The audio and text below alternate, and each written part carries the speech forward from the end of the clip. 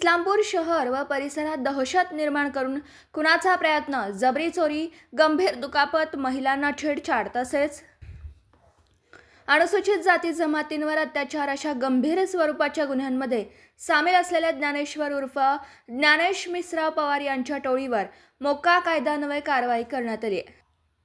Islampur police ठाण्याचे police निरीक्षक संजय हारगुडे यांच्या तपासात या टोळीचे 10 सदस्य सक्रिय असल्याचं उघड झालंय।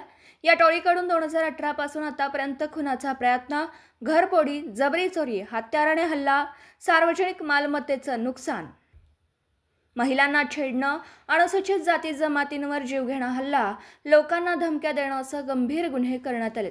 गुन्हेगारी वर्चस्व टिकवण्यासाठी व आर्थिक फायदा मिळवण्यासाठी ही टोळी सातत्याने दहशत निर्माण करत असल्याचं निष्पन्न झाल्यानंतर महाराष्ट्र संघटित गुन्हेगारी नियंत्रण अधिनियम मोक्का अंतर्गत प्रस्ताव सादर करण्यात आला।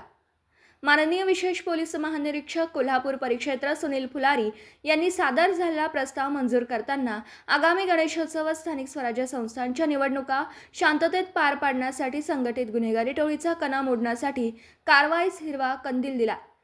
या कारवाईमुळे इस्लामपूरमधील गुन्हेगारी टोळ्यांना चपराक बसली असून पुढील काळात अशा संघटित टोळ्यांवर कठोर नजर ठेवून त्यांना कायमस्वरूपी नेस्तनाबूत करण्याचं धोरण राबवण्यात येणार असल्याचं पोलिसांनी स्पष्ट केलं।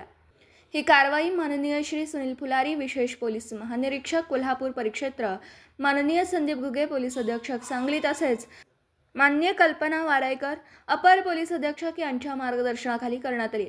पुढील तपास उपविभागीय पोलीस अधिकारी अरुण पाटील यांच्याकडे वर्ग करण्यात आला।